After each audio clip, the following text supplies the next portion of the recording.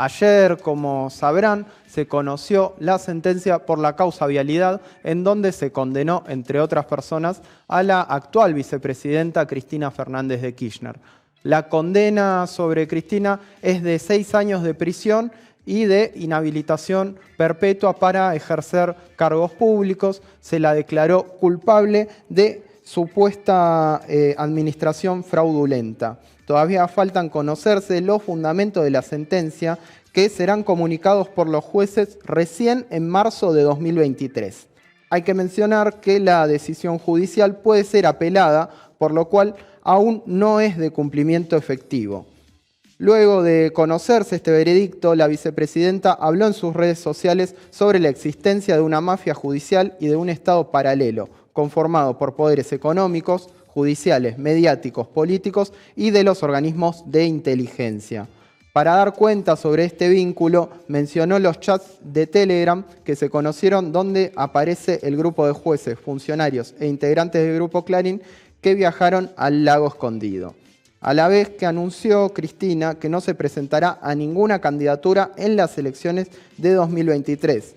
Dijo que su nombre no estará en ninguna boleta y que no buscará fueros si el Poder Judicial quiere que vaya presa.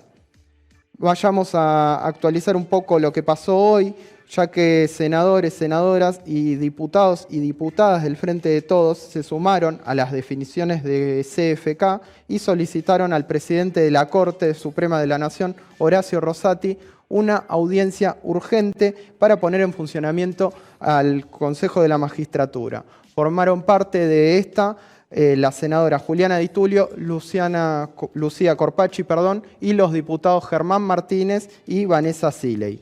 Por otro lado, hoy también el ministro de Justicia y Derechos Humanos, Martín Soria, presentó la denuncia penal en la Fiscalía Federal de Bariloche, pidiendo que se investiguen los hechos ocurridos en Río Negro.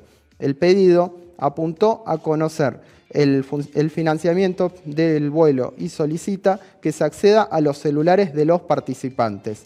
Por último, hay que mencionar también que el bloque de legisladores y legisladoras del Frente de Todos en la Ciudad Autónoma de Buenos Aires brindaron una conferencia de prensa en la legislatura porteña para presentar formalmente el pedido de juicio político a 2 funcionarios que también participaron del viaje al Lago Escondido que mencionaba al principio. Estamos hablando de Marcelo D'Alessandro, ministro de Seguridad de la ciudad, y también de Juan Bautista Maíquez, jefe de fiscales porteño. Para hablar sobre este tema estamos en comunicación con Silvina Romano. Ella es investigadora adjunta del CONICET y además es coordinadora de la Unidad de Análisis Geopolítico y del Observatorio de Lawfare en CELAC. Silvina, te agradecemos por esta comunicación. Antes de hacerte la primera pregunta, quiero mencionar un artículo que escribiste que se llama El Lawfare en América Latina, Guerra contra la Política, el cual fue editado por Batalla de Ideas y por el Instituto Tricontinental.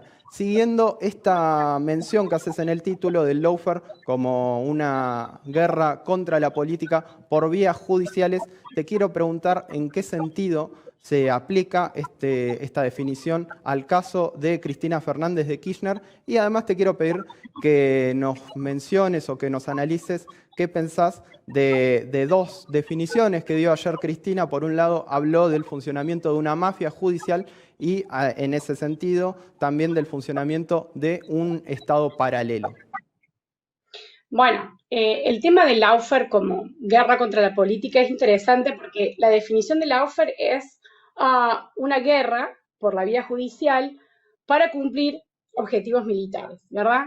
Y aquí el tema es que en América Latina y sobre todo en Argentina lo que estamos viendo es cómo el aparato judicial empieza a operar para eliminar a determinados sectores de la política. Digamos, ese objetivo es eliminar un determinado sector de la política que es catalogado, ¿no es cierto?, como un enemigo, por ejemplo, para el Estado de Derecho o la democracia, etcétera, en una narrativa, en un relato que está urdido, cuyo pilar es la guerra contra la corrupción. Nosotros vemos eso en América Latina, en algunos otros países, sobre todo en Brasil, pasó en Ecuador con Correa y con el correísmo, pero tiene profundas raíces, porque cuando hablamos de una guerra contra la política, ¿es qué tipo de política? ¿La política en general? No, es la política que plantea la intervención del Estado en la economía, la recuperación de un Estado soberano, la posibilidad de generar políticas públicas de inclusión económica, política, social, cultural, y que en América Latina tiene un largo recorrido. Yo en ese artículo menciono el caso, por ejemplo, del golpe a Jacobo Arbenz en 1954 en Guatemala, que fue el primer golpe de Estado como guerra psicológica. Y cuando hablamos de guerra psicológica está bueno lo que está pasando ahora, porque decimos que el lawfare es una guerra por la vía judicial, pero no tiene sentido si no decimos que es por la vía judicial mediática. Y ahí aparece la guerra psicológica en toda su amplitud. ¿Por qué? Porque es cómo se utilizan los medios de comunicación y hoy las redes sociales para generar un relato, un consenso que criminaliza a determinados sectores y a otros ni siquiera los menciona o los deja en un margen, ¿no? Un margen bastante positivo, ¿verdad? Entonces lo que venimos viendo con Cristina Fernández de Kirchner, yo diría, en dos planos, fíjense, desde el 2004 hasta el 2022 tiene más de 650 denuncias. De esas 650 denuncias, hay por lo menos 6, 7 hombres que la han denunciado entre 20 y 70 veces. Es decir, hay un plano de acoso judicial, acompañado, sobre todo en el 2015, por una prensa, digamos, sectores de la prensa, que ya se habló, ¿no? Los sectores corporativos, ¿no? Estas grandes corporaciones que también tienen medios de comunicación. Desde el 2015, estoy hablando del caso Nisman, recuerden, del caso Nisman, opera sistemáticamente a través de portadas de diarios, revistas, horas en tele, en radio, machacando con una imagen de esa funcionaria en su momento, digamos, presidenta, digamos, como criminal.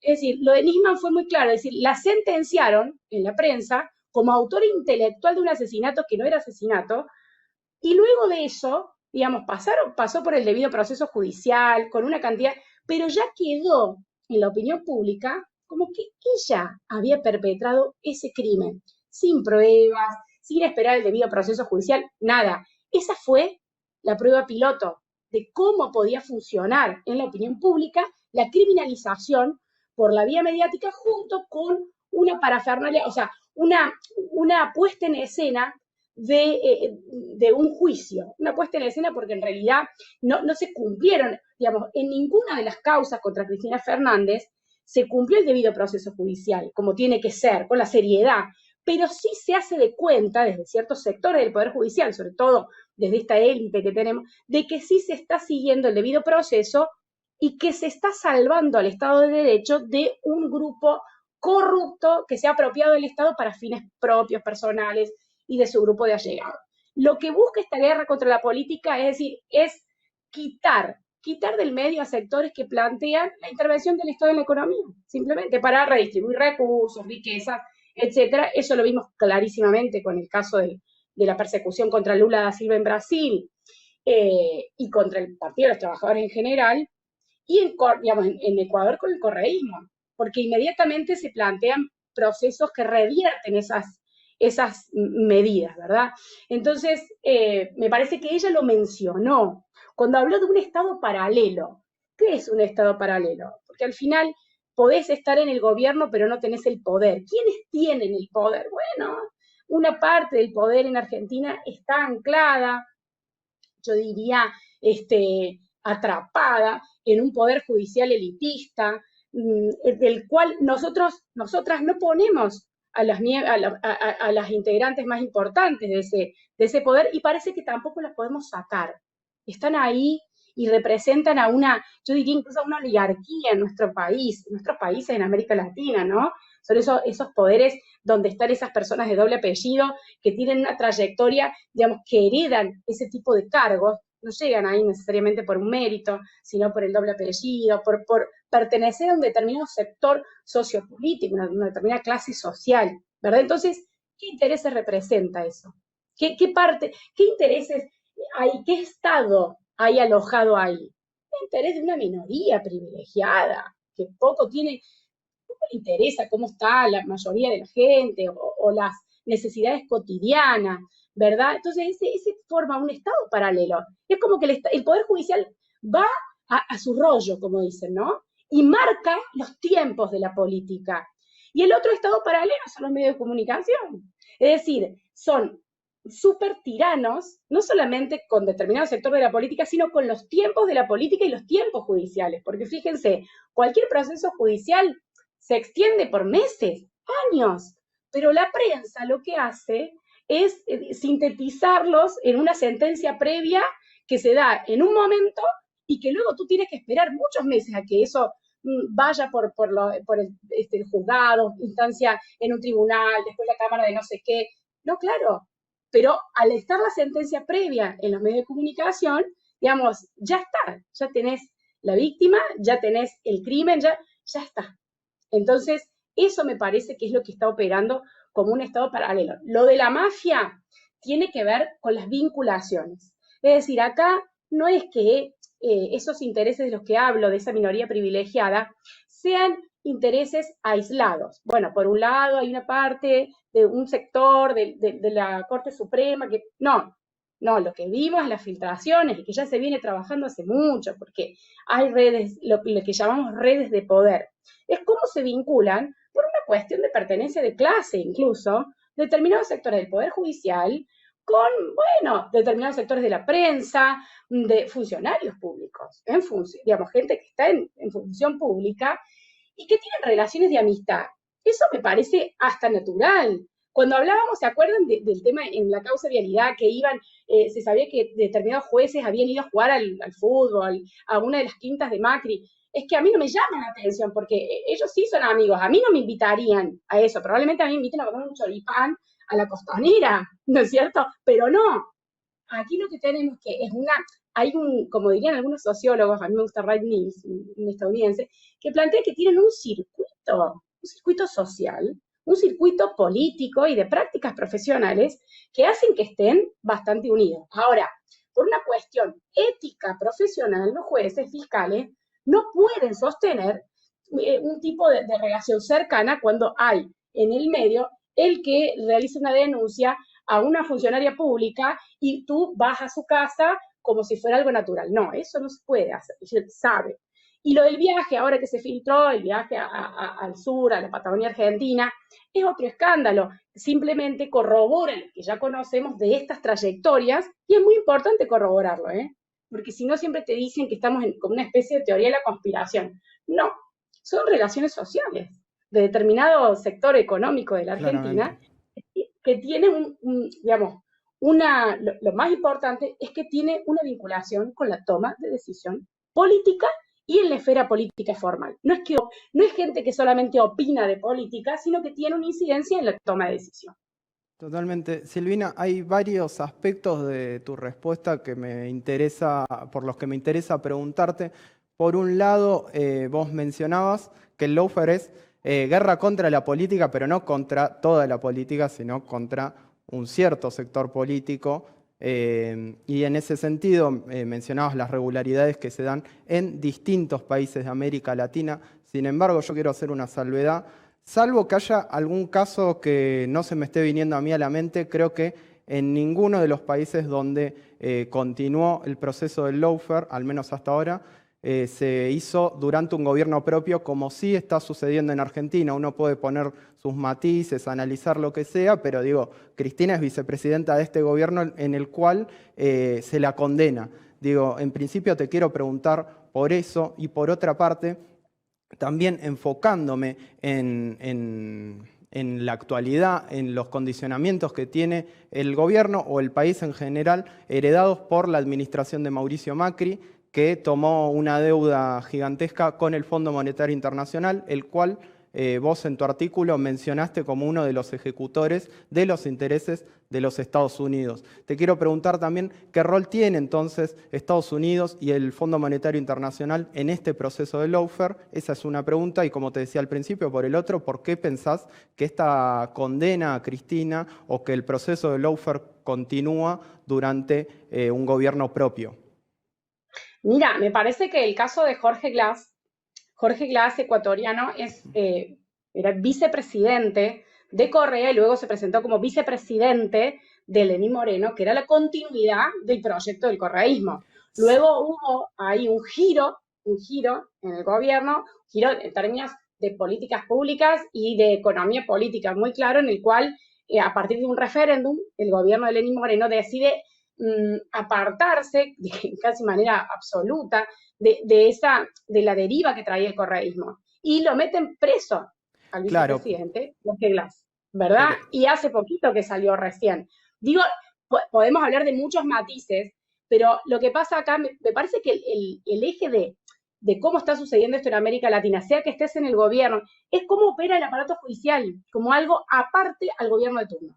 Eso es lo claro, grave. pero perdón que te interrumpa. En el caso de Ecuador se establece una alianza clara. Digo, Lenín Moreno, es cierto, gana con el legado del correísmo, pero a los pocos meses de llegado al gobierno se da el giro que vos mencionabas y se establece una alianza, de hecho, explícita con el Poder Judicial. Por eso me parece que no es el mismo caso. Pero bueno, estamos hablando de gobiernos de continuidad, digamos. Ahí me parece que el rol, lo que hay que focalizar es esta independencia, porque dicen, bueno, el Poder Judicial tiene que ser independiente, por supuesto, pero en virtud de qué proyecto de Estado trabaja ese Poder Judicial. Me parece que hay que centrarse ahí. Ahora, ¿qué representa esto, no? El avance de la justicia. Me parece que además, me parece que hay que verlo en lo que está pasando en Argentina en un mediano plazo. Esto no es de ahora. Digamos, las herramientas se vienen operando. Dije el caso Nisman, pero si te estoy contando que desde el 2004 vienen, de hecho, uno de los años con mayor cantidad de denuncias fue el 2014. Se disparó la cantidad de denuncias contra Cristina Fernández. Entonces, esto viene sucediendo y encuentra en determinado momento, en determinada coyuntura, un caldo de cultivo, un terreno fértil para, digamos, dar estocadas importantes, ¿no? Ahora nosotros sabemos. Ahí no estoy escuchando, no sé si se cayó la comunicación. A ver, Silvina, ¿podés hablar? A ver si te escucho. Hola, Ahí yo está, te escucho re perfecto. Se bien. había cortado un segundito, retoma. Estabas hablando de cómo se dispararon las denuncias en el año Claro. Ah, 2014, ¿no? De este proceso de lawfare sí. que comenzó mucho antes de lo que en general se dice. Entonces, me parece que es un proceso de mediana duración donde se va, digamos, es por goteo esto, se van planteando un caso, otro caso, se abren nuevos casos, se cierran anteriores, y en un determinado momento, que casi siempre es cerca de elecciones presidenciales nuevas, digamos, sea quien sea que esté, es cómo vamos a usar el aparato judicial para bloquear un sector de la política, una posibilidad. Me parece que ahí es el tema. Cuando vos me preguntás del rol de Estados Unidos, yo creo que ahí hay varias aristas para analizarlo, porque por un lado tenés las instituciones financieras internacionales, como el Fondo Monetario Internacional, donde Estados Unidos tiene un rol primordial, y ahí me parece que, por ejemplo, el tema del fondo buitre, recordemos, una de las batallas del segundo gobierno de Cristina fue contra los fondos buitres, y fue en la prensa internacional, fue por ese tema que la criminalizaron terriblemente, terriblemente. Y luego, en el caso de Brasil, bueno, está lo de los fondos buitres, ¿no? Que es una apropiación ilegítima, ilegal, de fondos que deberían ser manejados por el Estado argentino. Y se manejan desde, digamos, son tomados activos desde Estados Unidos, si no tiene mucho sentido, pero opera así por una serie de leyes que se firman, y eso pasó en Brasil también en los fondos buitres. Cuando la quitan a Dilma Rousseff y reorganizan el Estado, opera también esta liberalización, diría yo, de lo que es el patrimonio estatal, que es un poco lo que buscan. Entonces, ahí por un lado tenemos el rol de lo financiero, pero Estados Unidos casi siempre tiene un rol importante en estos procesos, de forma indirecta con estos cursos que da de preparación para el Poder Judicial nuestro, de toda América Latina, que le dicen cursos de modernización para las reformas judiciales. Y esto viene siendo desde la década de los 80, está muy asociado a la noción de un Estado mínimo, a la noción de un Estado eficiente, que venía, ¿no?, con toda esta idea del neoliberalismo, es cómo reorganizar el aparato judicial como si el Estado fuera una empresa. Bueno, el Estado no es una empresa. Y así, esto viene sucediendo con financiamiento de la USAID, con financiamiento del Banco Interamericano de Desarrollo, y los cursos se vienen dando sistemáticamente. Ahora, ¿de qué son? De anticorrupción y antilavado de dinero y terrorismo y no sé qué. Pero al final lo que se busca es estandarizar los poderes judiciales de América Latina, imagen y semejanza del aparato judicial estadounidense, por ejemplo. No hay ninguna discusión al respecto. Es como si lo tuviéramos que aceptar porque es la única vía que tenemos para modernizarnos. Bueno, complicadísimo esto, no sabemos. La pregunta que les hago a todos y todos, ¿queremos modernizarnos a semejanza de la sociedad estadounidense? Es decir, no lo sé, habría que verlo. Y el otro rol que tiene, que es mucho más oscuro, por supuesto, es a través de sus embajadas y operativos de inteligencia. Es decir, sea en Argentina, en Brasil, hay pruebas de que están, digamos, tienen informantes clave en embajada y que están al tanto de todas las internas que hay dentro de los partidos políticos y sobre todo del timing político de debilidad de esos sectores que son considerados enemigos o una amenaza, en su momento fueron el eje del mal, y con los que tienden a tener tensiones. No tanto a nivel diplomático oficial, que la Argentina no tuvo, pero sí discusiones con respecto, por ejemplo, a cómo manejar, cómo plantear el refinanciamiento de las deudas. Que eso es algo que incluso Argentina llevó hasta el plano de la ONU y tuvo bastante éxito con eso. Sí, sin embargo se da, así como lo decís, hay una paradoja que se da, me parece, que esta condena a Cristina llega en un momento en que el gobierno, a través de la llegada de Sergio Massa al Ministerio de Economía, digamos que hizo un giro ortodoxo, ¿no? Digo, en tu artículo había una definición interesante que dabas, que es que se persigue a dirigentes, dirigentas, funcionarios, funcionarias de proyectos políticos que cuestionan la ortodoxia neoliberal.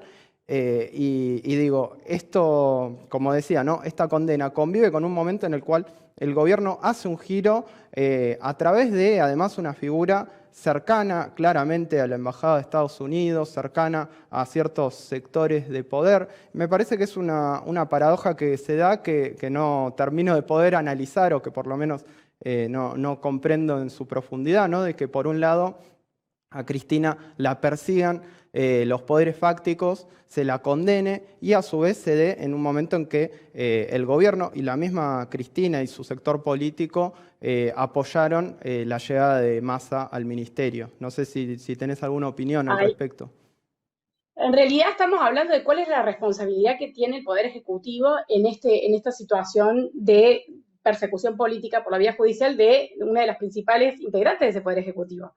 Digamos, ¿cuál es y cómo es que se generó un escenario para eso? Yo creo que parte del escenario venía de antes y considero que la respuesta en todo caso del gobierno debería ser muy contundente, sobre todo en aspectos que podrían ser más manejables que otros, porque ahora la renegociación con el FMI ya está hecha. Eso no pueden dar vuelta, no pueden dar marcha atrás. Ahora, con respecto a qué se podría hacer con la ley de medios, empezar a mover el avispero en ese sentido, decir, bueno, tenemos pruebas de cómo operan los medios de comunicación concentrados, cómo vamos, o sea, sí me parece que parte de la población en Argentina estamos esperando una respuesta contundente a eso y por supuesto también con respecto al modo en que opere el Poder Judicial. Sea que, digamos, más allá de que la respuesta pueda llegar a una, no sé, a un gran resultado, sí una reacción fuerte, una reacción contundente, seria, frente a una evidente, digamos, forma y estrategia de quitar a Cristina Fernández de Kirchner de la política, digamos, de proscribirla. Entonces estamos esperando ese tipo de respuesta. Pero bueno, es complicado, es un escenario complicado.